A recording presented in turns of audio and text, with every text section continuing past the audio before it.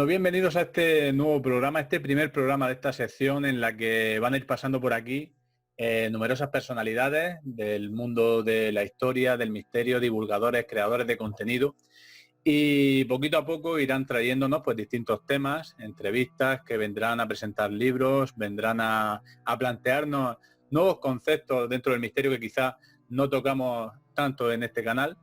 Y hoy tenemos con nosotros a Julio J. Miranda del Universo Mundo Azul. Digo universo porque tiene contenido en diversos formatos: Instagram, su canal de YouTube, su podcast. Y bueno, va enfocado quizá un poco más a temática más espiritual, temática ovni e investigaciones de campo. Bienvenido, Julio, ¿qué tal? Muy buenas, Jesús, encantado de estar aquí en este nuevo formato que me gusta muchísimo, sobre todo esa imagen que tienes detrás, que es maravillosa.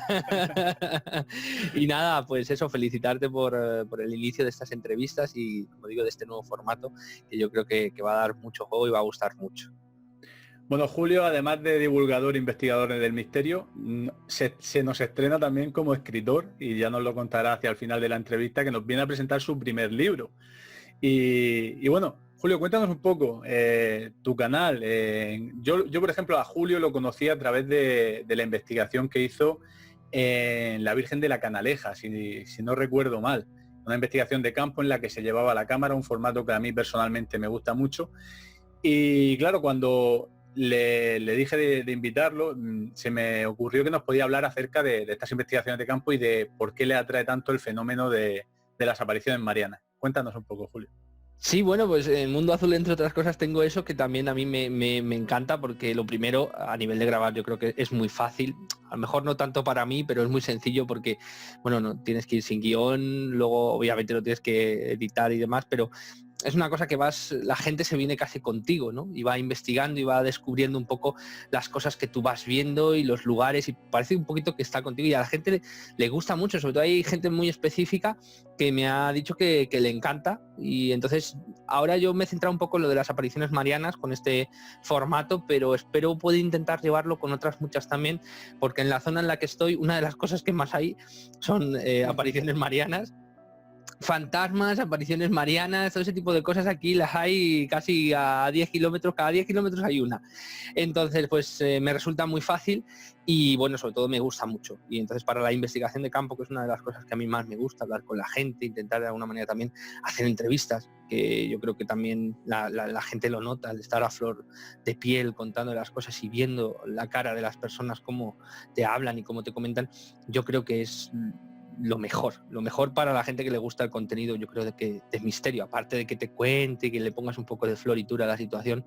Pero las investigaciones de campo son unas cosas que a mí particularmente me gustan mucho. Y además, las apariciones marianas, le he dedicado mucho tiempo, y bueno, pues es una de las cosas que a mí más me sorprende, una de las cosas que se juntan con muchos misterios, como por ejemplo el fenómeno ovni. Luego también se junta mucho con la historia más antigua. Aquí nosotros tenemos mucho celta, ¿no? Mucho betón, y se junta directamente con eso también a través de, pues bueno, dijéramos, absorción del cristianismo, un poco de todo, y sobre todo de cultura que se va transmitiendo de palabra, ¿no? De forma hablada. Entonces eso es una tradición oral de muchas personas y es algo súper rico, que yo creo que hay muchos sitios en España también que tenemos y que no hay que perder, porque es un patrimonio que tenemos, no físico, pero en muchas ocasiones es un patrimonio cultural que tenemos ahí desde hace muchísimo tiempo.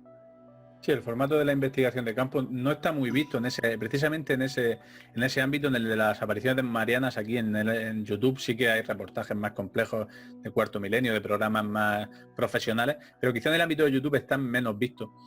Julio, aparte de tocar prácticamente todos los temas del misterio, de todos los ámbitos, se centra mucho también en la espiritualidad, hibrodurantia, fenómeno ovni. Y hablando del fenómeno ovni, ¿qué relación crees que tiene con las apariciones marianas? Porque yo creo que va un poco de la mano. Sí, yo, mira, a lo mejor de forma directa en todas no se puede relacionar, pero sí que es verdad que si de alguna manera separamos el fenómeno ovni en otros fenómenos un poco más pequeños, como por ejemplo el contacto con tripulantes, las similitudes son muy parecidas, muy similares. Además, es muy curioso porque aquí, por ejemplo, la zona en la que yo me muevo, si las apariciones marianas son mujeres, en este caso la Virgen, obviamente, son mujeres, pero si son hombres, son ángeles. Entonces, todo lo que es el fenómeno ovni tiene que ver, o para mí está bastante relacionado, porque básicamente los contactos, por ejemplo, con los tripulantes describen exactamente lo mismo.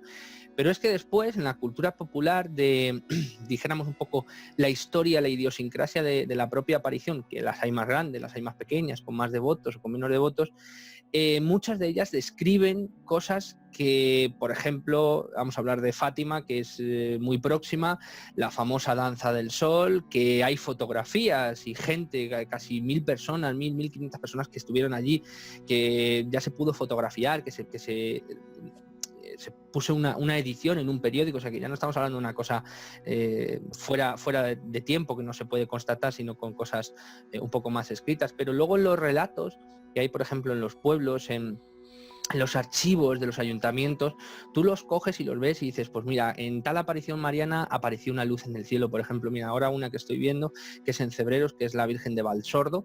En la Virgen de Valsordo aparece una bola de luz en el cielo encima del campanario, que bueno, emite una serie de luces, la gente se tira al suelo, se pone a rezar, porque precisamente la propia Virgen le dijo a uno de los hombres, a uno de los pastores, que iba a dar una señal indiscutible de un milagro, y justo la relación fue directa y era como un lucerillo, aquí los llaman lucerillos, y era como una bola de luz incandescente que se puso encima del campanero durante varias horas a emitir una serie de destellos, y claro, la gente para eso, estamos hablando que la Virgen de Valsordo es del siglo... más o menos aproximadamente del siglo VIII, probablemente por ahí. Antigua, muy antigua. Es bastante antigua, entonces, y todavía los relatos han llegado hasta aquí. Cebreros es una de las poblaciones más antiguas de España, no la más antigua, pero es una de las más viejas que hay, y los relatos llegan hasta nosotros, y dices, bueno, todo eso puede ser algo típico cultural que hubiera allí, que es lo que estaba yo diciendo antes, que muchas veces antes la Iglesia cogía las tradiciones, en este caso, por ejemplo, la zona que yo me muevo, Betonas, y se intentaba apoderar de ellas, y donde antes había la leyenda de la encantada, que era una mujer que aparecía y demás, pues ahora hay una virgen. Entonces, en ese momento, claro, obviamente solapas una tradición religiosa, cultural, con otra, y termina perdiéndose el remanente, pero básicamente es lo mismo. Pero, por ejemplo, hay ciertos tipos de puntos, como por ejemplo en Cebreros, que no había nada antes de eso, y que la leyenda es clara, meridiana y casi cristalina. Sí que es verdad que hay apariciones marianas muy próximas, la Virgen de la Canaleja, como estábamos hablando, la Virgen de Hoyos del Espino, que está a 35 kilómetros, Ávila, Sonsoles, que está cerquísima, que es otra aparición mariana, no solo de devoción, sino además también de una cantidad de milagros, de la salvación, entonces todo ese tipo de cosas. Obviamente pueden ser algunas remanentes unas de otras, sí, pero muy concretamente hay algunas que te especifican hechos concretos de la propia historia, como por ejemplo esta bola de luz, que obviamente si tú coges un relato moderno de fenómeno ovni, eso los tienes, la danza del sol, bolas en el cielo de luz. Te preguntaba por eso, porque los investigadores generalmente que se centraron mucho en Fátima, hablaban mucho de las divergencias que había entre el relato inicial de los pastorcillos, de lo que vieron, con lo que después trascendió cuando llegó la iglesia, cuando llegó el obispo y dijo, no, lo que tú has visto es esto. Eso es cierto. Por eso me refería de que, y bueno, esto lo hemos hablado alguna vez nosotros, de que prácticamente cada pueblo de España tiene su propia virgen, su aparición mariana, ya sean, como bien has dicho, de aparición porque han visto una luz, o como te comentaba hace poco, que decía el Lava Galán en un estudio que hizo sobre el tema de las apariciones marianas, que en ocasiones era la superposición de una imagen cristiana en un lugar donde había un culto anterior, ya fuera un lugar de agua, un lugar de poder, un lugar de un culto betón, como te has dicho, celta, y se reutilizaba. Y se utilizaba la premisa de se ha encontrado una talla que desconocíamos, o se ha visto, un pastorcillo ha visto una luz, el pastorcillo nunca se sabía quién era, o un buhonero, un transeúnte que pasaba, encontró esta talla y la dejó aquí, y se sabe no fraudes, porque al final era intentar utilizar un lugar de poder para que se hiciera un culto cristiano, pero sí que se sabe que era la Iglesia la que imponía este tipo de... Pero claro, yo te preguntaba por el fenómeno ovni porque en los casos en los que se ven luminarias, ahí la Iglesia puede ir y ponerte una talla, pero no hay una explicación como Claro, lugar no, de no está poder. arraigado al territorio en este caso. Claro. Yo creo que igual que pasa con el fenómeno ovni en cuestión de fraudes, en cuestión de historia, en cuestión de los remanentes estos de los antiguos astronautas y demás, que hay gente que ve cosas donde no las hay gente que utiliza lo simplemente histórico como algo más, también el fenómeno de las apariciones marianas es así. Hay apariciones marianas que es, para mí, desde mi punto de vista, son la misma aparición mariana, solo que tradicionalmente probablemente las han traído, porque antes se casaban primos con primos, hermanos con hermanos, y han traído y se ha podido de alguna manera polarizar y convertir en algo que no ha existido, como por ejemplo yo he visto aquí 2 apariciones marianas que son exactamente la misma y que creo que son la misma, lo que no sé quién es la real en ese sentido a nivel histórico.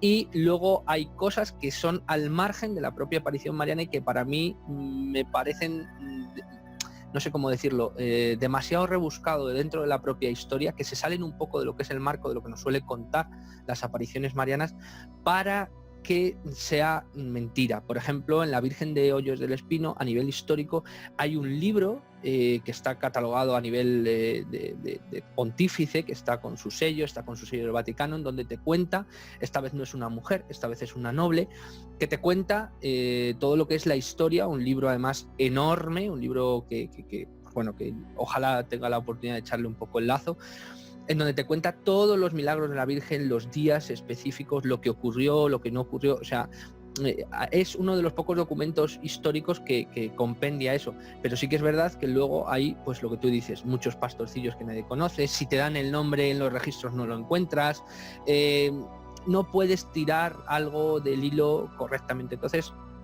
ahí ya queda en tu punto y en tu parecer si realmente es de lo que no. Pero sí que hay cosas que puedes destacar, como por ejemplo esta que te estoy comentando de la Virgen de Valsordo, que ahí no es lo típico total y absolutamente una aparición mariana que de repente aparezca una luz en medio de la iglesia, que la gente caiga de rodillas, una bola de luz, un lucerillo del tamaño de un, no sé cómo decía, de un caballo y tal.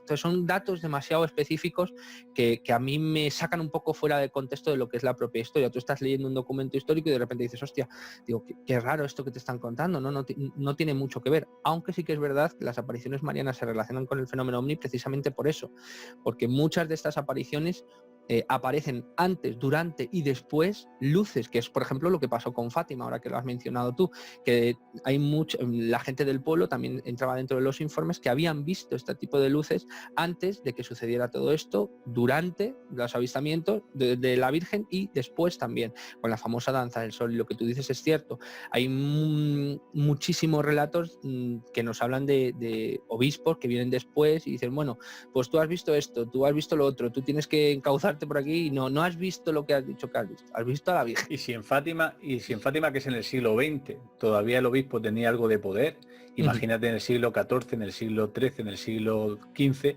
o sea, lo que dijera el obispo nunca mejor dicho iba a misa. O sea. Sí, desde luego, con la iglesia hemos topado, sí, desde luego. Y sobre todo las familias, porque luego también la presión, si tú vas a un pastorcillo, vas a una persona humilde, una lavandera, lo que sea, luego si alguien de poder, aquí por ejemplo teníamos la abadía de Burgondo, que era la que manejaba todo junto con Candeleda, y dices, esas abadías tenían un poder cultural, social y territorial brutal antiguamente. Y dices, un simple obispo, un simple fraile, un simple lo que sea, te coge y te dice algo, y más vale que le hagas caso, porque entonces podían hacer contigo lo que quisieran, pero lo que quisieran. Entonces todo ese miedo también cultural supongo que es algo a tener en cuenta en ese momento. El tema Fátima quizás se ha hecho más famoso porque es de los pocos que han surgido en el siglo XX, porque se puede entender que haya muchos avistamientos o muchas apariciones marianas a lo largo del siglo XIII, XIV, que cualquier cosa que no tuviera explicación le plantaban un culto en una zona o, como hemos dicho, una superposición, como pasaba con los santos del inicio de la cristiandad, se nombraba santo a cualquiera por simplemente el martirio, y hoy en día necesita pasar unos procesos canónicos bastante complejos que son eso. Y quizás el de Fátima pues llama más la atención por eso, porque en el siglo XX tampoco son muchas las apariciones marianas que la Iglesia ha dado como buenas. Sí que han habido, todos sabemos, Caravandal y todo este tipo de cosas que pueden considerarse apariciones marianas o otras tantas, pero que la Iglesia no le ha dado esa santidad o esa veneración que Y sobre todo requiere el luego lugar. el peso de decir, he visto a la Virgen. O sea, hay gente como por ejemplo lo que acabas de mencionar tú ahora, Garabandal, decían que habían visto a la Virgen, pero claro, los que estaban alrededor suya no la habían visto. Entonces, Esas claro, imágenes ahí son sorprendentes. sí, Caravandal no, yo sí, creo desde luego los niños son espeluznante. Yo... sí, sí. Es brutal. Pero no hubo una aparición en conjunta, quiero decir, no, esos niños decían que iban, bueno, y claro, las escenas de que van subiendo y que van bajando y no se tropiezan ni una sola vez, que eso a mí me deja impresionadísimo. de rodillas subiendo el Sí, sí, monte. sí, sí, sí, es impresionante. Pero claro, no hay nada que se vea. O sea, físicamente, quiero decir, no comparten esa visión. La única que se sale, yo creo que un poco de madre, es Fátima en ese sentido, que hubo una expectación grande y que realmente hubo varias gente Sí, sí, sí. muchísima gente. Ahora con las apariciones modernas sí que es verdad que yo creo también a nivel, tal vez por cultura, no las relacionas directamente y no puede venir nadie a decirte lo que has visto con algo divino, con algo, y a lo mejor puede ser que se quede dentro o de la leyenda popular de la zona o del bestiario de encuentros con criaturas extrañas y no trasciende como una aparición mariana, pero antes la propia iglesia servía como motor, como impulso de, bueno, ¿has visto a la Virgen? Perfecto, ¿has visto a la Virgen?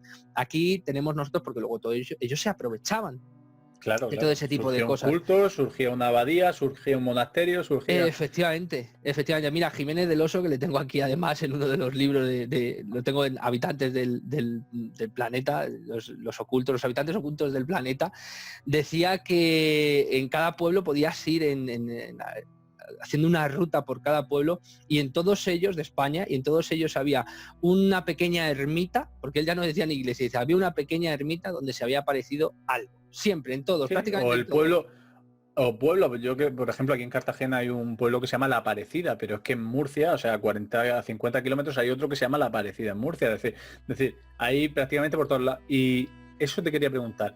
El fenómeno yo sé que en el sur de Francia, quizá por la vinculación que tiene con España y con Occitania, lo que es la zona de Occitania en la Edad Media, también tiene un culto muy fuerte a las vírgenes, sobre todo a las vírgenes negras, pero yo no sé, en otros lugares de la cristiandad, incluso en la propia Italia, que son los estados papales, o en la propia Alemania, no hay o sea, sí que hay apariciones, pero no es tan abundante el número de apariciones marianas como en el sur de Francia y en España. Es cierto. No sé si esto tiene algo que ver con la cultura o... Es cierto, yo creo que además podríamos hacer una especie de, igual que había antiguamente una ruta de la seda, yo creo que aquí podríamos hacer una ruta de apariciones marianas y creo que se podría llegar a pintar en rojo todo lo que es la parte, dijéramos, sur de Europa, lo que es la parte que colinda con el Mediterráneo, y a lo mejor eso tiene que ver con algo cultural, total y absolutamente, porque sí que es verdad. Lo primero yo creo que también es propiamente del territorio, de la veneración territorial que cada uno tenga. Quiero decir, España yo creo que España es un fenómeno, porque dentro de que hemos tenido un montón de culturas, un montón de religiones, hemos tenido pueblos de todas las partes de casi del mundo en ese sentido, pero luego somos gente a nivel histórico como muy devoto en muchos aspectos. Tenemos la cultura y mezclamos la religión con propias culturas pasadas, y tenemos ahí una especie de amalgama que para algunas cosas es muy buena, porque hay mucho, pero para otras cosas pierdes el hilo de dónde vienen ¿sabes? Ese tipo de tradiciones y no sabes el porqué de las cosas. Yo creo que eso que tú comentabas, el porqué, por ejemplo, en los países del sur o de Europa, por ejemplo, no tiene nada que ver ahí esa disparidad. Creo que es un poco por eso, porque yo hablo de España, por ejemplo, ha habido tanta afluencia de tanta cultura, el Mediterráneo antiguamente era un vergel de movimiento, de tránsito a nivel económico, que yo creo que se ha mezclado un poco todo y sobre todo da ahí un caldo de cultivo, creo, muy, muy sencillo para que se pierdan los hilos auténticos.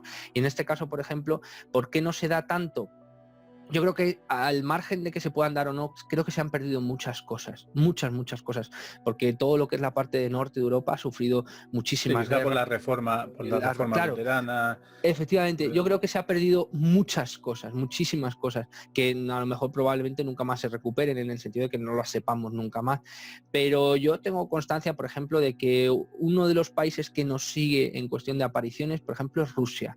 Nos sigue en cuestión de apariciones marianas, nos sigue, pero casi prácticamente a la par. Luego, obviamente, Italia, por supuesto, como no, a nivel religioso, pero a nivel de apariciones marianas nos sigue. Y luego ha habido países de Latinoamérica como Perú, que ha sido impresionante. Colombia ha tenido algunas y están también relacionadas con las vírgenes negras, que luego ahí se hace una mezcolanza extraña en el que no sabes si son las antiguas devociones a una antigua diosa suya. Ahí ya se Sí, empieza a probablemente lo que estamos entremezclar. hablando, de cuando llegara allí el Imperio Español, la conquista, bueno, sí, la conquista, no es colonización, ya lo No. hemos aprendido. Y probablemente la misma iglesia impusiera, donde habían cultos anteriores prehispánicos, se impusiera una virgen, pues por los mismos métodos que habían utilizado en la península. Es decir, se ha visto aquí esto, este pastorcillo o este sacerdote o este monje se ha encontrado una talla o se ha encontrado una luz o se le ha parecido a la Virgen. Y viniera un poco a sustituir el culto anterior, porque incluso habiendo aceptado el cristianismo, y esto es lo que comentábamos antes, ¿no? Como culturas anteriores, se seguía yendo a venerar a ese culto anterior que había ahí. Y entonces la forma en que la iglesia, para no perder esos devotos o para no tener que condenarlos, porque una vez habían aceptado el cristianismo, la Inquisición podía actuar solo contra gente bautizada. Pero claro, una vez habías aceptado el cristianismo y bautizado, sí que no podías venerar otro culto. Entonces Claro. yo no sé si un poco para salvar o un poco para ganar devotos, y al final lo que acababan era superponiendo una imagen cristiana a un culto prehispánico. Es cierto. Sí, no, y además yo creo que ha sido uno de las grandes, bueno, yo creo que las potencias lo han sabido hacer muy bien. Antiguamente Roma Roma me refiero al imperio, no al papado, cogía los cultos o las fechas señaladas, pero que también ha habido otros muchos imperios que lo han hecho, y yo creo que es uno del marketing de aquella época, ¿no? Para de alguna manera someter doblemente al pueblo y sobre todo integrarlo, que yo creo que era lo más difícil, porque si no, estabas hablando de rebeliones todos los días. En el caso del Imperio Español era integración. Esto creo que lo hemos hablado alguna vez cuando hablábamos del tema de colonización y conquista, porque la idea del Imperio Español inicial, sobre todo con Carlos I, era la de convertirse un poco en el Rex Mundi, este anhelado de la Edad Media que incluso los templarios querían, es decir, el rey universal cristiano que precediera la segunda llegada de Cristo. Era la idea que tenían los reyes cristianos de aquella época. Entonces por eso siempre se iba antes con la cruz y con la espada, es decir, o cogías una o cogías la otra, porque en ese caso sí que era... Hablábamos hace un tiempo de eso, de que España no miraba el color de la piel, no miraba la procedencia, miraba que fueras cristiano o no fueras cristiano. Y tan mal vivía un campesino de Castilla como un encomendero. Sí. O peor. Sí. Era básicamente, era así. Y por eso yo creo que también en el tema de las apariciones marianas tenemos tanta cultura de eso, porque yo creo que es difícil. Francia también comparte muchas similitudes con nosotros en cuestión de apariciones marianas, pero es difícil encontrar, yo creo que un recorrido como los pueblos, vamos a hablar, profundos, ¿no? Extremadura, las Urdes, Castilla profunda, todo ese tipo, Galicia, todo ese tipo de profundidades de pueblos que muchas veces están casi prácticamente aislados unos de otros y que no se sabe de ellos hasta, pues todo eso han sabido conservar esa cultura, y yo creo que eso es lo que ha dado potencia a las apariciones. Y que habría que ponerla en valor, porque prácticamente cualquiera de los que nos estén viendo, que sean de España o incluso de Latinoamérica, pero como lo estamos enfocando más a las investigaciones de campo dentro de España, cualquiera tiene un lugar de una aparición mariana a menos de 10-15 kilómetros en cualquier pueblo de España. Sí. Y yo creo que si a alguien le interesa un poco el misterio o incluso la historia, yo por ejemplo aquí tengo el Calvario, por ejemplo, y tiene ahí una talla del siglo XIII y que se encontró también con su historia puesta en un marco en la puerta, y prácticamente en cualquier pueblo de España, en cualquier pedanía, te puedes acercar y vivir un poco el misterio de cerca. Y además que caminar por esos sitios, más o menos hacerte a grosso modo la misma ruta que describen, están en el mismo lugar de que se supone que ha visto el pastorcillo, todo eso, no sé si será algo, un efecto tuyo, placebo, de decir estoy aquí, estoy viendo la historia, pero sí que claro, pero sí que es verdad que nota, yo cuando estuve, por ejemplo, en la Peña de la Mora, que era un castro, un antiguo sitio betón, que estaba nada a 900 metros de una aparición mariana, donde se suponía, era lo mismo, era la leyenda de la Encantada, la aparición de una mujer y la aparición de la Virgen. Yo creo que ahí pude hilarlo perfectamente y era en uno de los barrios antiguos ganaderos que decían que se aparecía. Pero yo estuve allí y realmente y había estado varias veces, y yendo solo a ir acompañado como fui 2 veces, cambia completamente diferente. Y no vas pensando en ello, pero sí que ahí había algo. No sé si era algo telúrico, era algo que iba un poquito más allá, no lo sé, pero la verdad es que sentías ahí algo que yo particularmente me sentí bastante poco solo. Vamos a decirlo así de forma suave. Y he estado muchas veces, y he dormido en el campo, y he estado muchas veces caminando en el campo de noche, y en esta vez iba de día, y nunca he podido llegar a sentir lo que sentí en ese momento. Tampoco se lo recomiendo a nadie, no fue una sensación muy agradable, pero ahí eso fue indiscutible, y es una de las, a lo mejor, pruebas que no te puedes llevar, que eso es lo que pasa muchas veces, ¿no? Cuando tú le comentas estas cosas a la gente, si no están dentro del mundillo, hay pruebas que tú puedes llevarte, como por ejemplo la cámara y enfocarla, y hay pruebas sensacionales que tú no te puedes llevar. No se pueden ver. Claro, es imposible. Bueno, como estáis viendo, Julio le pone pasión a todo lo que hace. Os dejaré los enlaces, os dejaré los enlaces a su canal y veréis, porque tiene un apartado de sección de investigaciones de campo. Os recomiendo el de la Peña de la Mora, porque precisamente lo que él está contando que sintió, prácticamente lo vivimos en directo mientras se grababa. Yo lo conocí por ese vídeo. Y bueno, ya que, como os digo, voy a poner el enlace a su canal. Antes de terminar, nos tienes que contar tu faceta como escritor, porque el día 10 de este mismo mes, es decir, pasado mañana, si esto lo publico en domingo, sale tu nuevo libro, La historia de Luis Salazar. Cuéntanos. Sí, Julio, eso es, la historia de Luis Salazar, el comienzo. Ahí pongo esa pequeña coletilla porque pretendo que sea una saga. Yo siempre, a mí me han dicho siempre, dice, los escritores tal siempre empiezan por un autoconclusivo, un libro pequeñito, un libro. Yo siempre voy al contrario que todo el mundo. Yo siempre tengo que empezar, además me meto de cabeza en unos berenjenales que cuando ya he salido digo, no entiendo cómo he llegado hasta aquí. Pero sí, yo me metí directamente a una saga, que es la saga de Luis Salazar, y bueno, en principio, así sin desvelaros muchos datos, él es un escritor que al principio de la historia está presentando uno de sus libros en el Círculo de Bellas Artes de Madrid.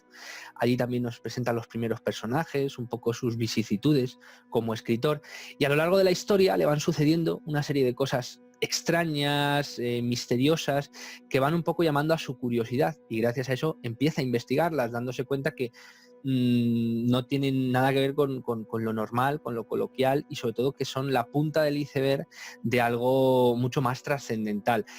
Por avatares de la vida termina caminando y llegando hasta el pueblo de su infancia, que es Navaluenga, que es el sitio donde yo vivo.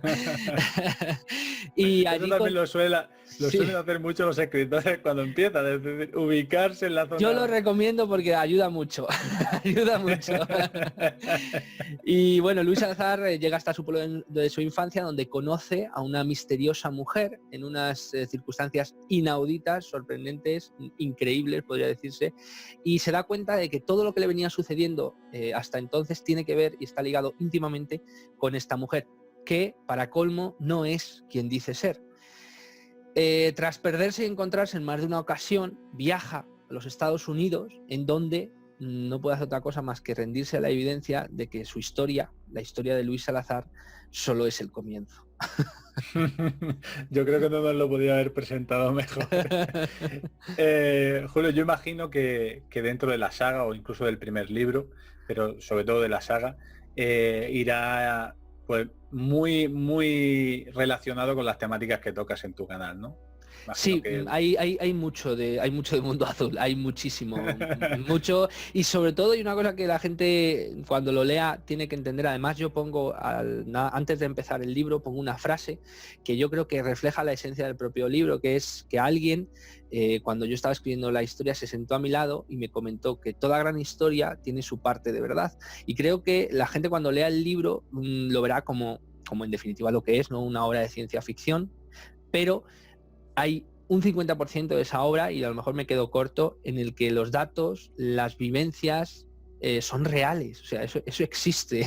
O sea, la gente cuando lee no se tiene que decir, hostia, qué guay, qué bien montada está, que no, es que hay cosas que son reales, que a lo mejor por eso puede llegar a ser una gran historia, porque hay muchas de las cosas que han sucedido y que son ciertas. Entonces la Sí, gente toda ficción necesita de un fondo sí, o sí, un sí, trasfondo por lo menos histórico, real o de sí, sí, sí, vivencia o emocional. Al final, cada escritor pues plasma un poco su personalidad, sus vivencias, sus inquietudes, las plasma un poco en su libro, en sus personajes. Esto es así siempre.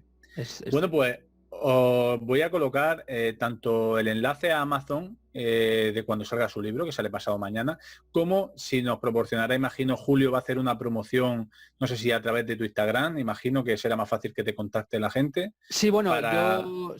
yo la promoción que voy a hacer antes de que, bueno, antes de que salga o durante que salga, porque yo pensaba que iba a llegar un poquillo antes los libros, pero bueno, voy a hacer una promoción de 50 libros a los primeros 50 que me lo pidan a mí, en donde ese libro va a ser un poquito más especial porque va a ir firmado, va a ir dedicado, y además va a ir con un pequeño regalito que a mí me ha apetecido meter bueno, pues porque me apetecía ser mi primer libro y que la gente lo compre. Y bueno, me lo van a poder pedir a mí por las redes habituales, o bien por correo electrónico, que lo tenéis también en mis redes sociales, o bien por Instagram, o bien por Facebook. Y luego también el libro se va a poder comprar en las plataformas habituales, librerías, Kindle, ebook, Amazon, o sea que lo van a tener fácil. En cualquier sitio. El Sí, que quiera acceder a él lo va a tener fácil. Bueno, pues yo solo puedo recomendar, como habéis visto, da gusto hablar con Julio, y espero que seguro que los vamos a volver a tener por el canal tratándonos de otro tema, de, por ejemplo, construcciones megalíticas, el libro Durantia, temas sobre todo. Voy a intentar que venga a contarnos temas que quizá en el canal, pues porque no son mi especialidad o no son por las que yo voy tirando, quizá la espiritualidad, el libro Durantia, Caballo de Troya, que en el canal, si yo tengo que hacer reportajes, no van a ser tan complejos ni tan profundos como el conocimiento que tiene Julio. Intentaremos traerlo alguna vez más si a él le apetece para que nos cuente cómo él solo sabe hacerlo, como buen escritor, pues todo lo que hay detrás de esos misterios. Por mi parte, Julio, agradecerte que hayas venido por aquí en esta primera entrevista a ti, y que muchísimas hayas gracias. estado a gusto en tu Yo casa. ya sabes que me lo paso como un niño, siempre que pueda hablar y sabes que y contigo joder, yo aprendo un montón, y sabes que hay muchas cosas en las que coincidimos y compartimos, y yo creo que también se nota, vamos, yo lo noto, y hay cosas, hay una pequeña chispa que se ve que nos gusta todo este tipo de cosas y que disfrutamos. Y para aquellos en ese sentido que ven el contenido de, por ejemplo, de Jesús, de Curiosidades y Misterios, que ve El Mundo Azul, o otros muchos, sobre todo yo quiero recalcar eso, la magia, el entusiasmo y las ganas con las que se pone, que mira, yo ahora mismo me tengo que ir a trabajar, corriendo, volando, y eso la gente no lo sabe, pero a Jesús también le pasa, que viene de unas noches y se pone a trabajar y vuelve y hace, y todo eso la gente no lo valora. Y muchas veces cuando dices, no, es que ya estás cobrando, ya estás... Bueno, yo en 5 meses tengo 40 euros, ¿sabes? Y en 5 o 6 meses. O sea, que muchas veces la gente no entiende que esto es más una motivación Eso, propia, un hobby, un personal. hobby. Sí, Un sí, sí, hobby básicamente. y el gusto de poder, pues como en este caso nosotros nos hemos conocido, que también lo pondré en el enlace, ¿no? En el canal de Telegram de Seo Arconte, que bueno, ahora le ha quitado Seo Arconte, ahora es el canal de Telegram del misterio, estamos ahí un montón de creadores de contenido metidos, y al final compartir este tipo de historias, de experiencias, de enlaces, de un poco de todo, en fin, el dinero, salvo que tengan millones de espectadores, que nosotros, no es nuestro caso, No, aquí no no, se gana, aquí es trabajo por amor al arte. además que sí. Pues Bueno, nada, pues Julio, lo dicho, encantado. Yo dejo aquí la entrevista por hoy. Intentaré traer al menos una entrevista cada 2 semanas. Lo quiero publicar, no tiene ni nombre la sección, pero será algo así como un café con historia, algo así. Y intentaré que venga todo tipo de personas, de investigadores, divulgadores, incluso algunas tendencias políticas, como puede ser la próxima entrevista, muy curiosa, que va encaminada con la hispanidad y que es un tema que estoy tratando ahora muchísimo. Desde aquí, desde el templo de la Esfinge, con este croma falso que tengo, me despido y como siempre os digo, no dejéis de ser curiosos. Adiós. Adiós, muchas gracias.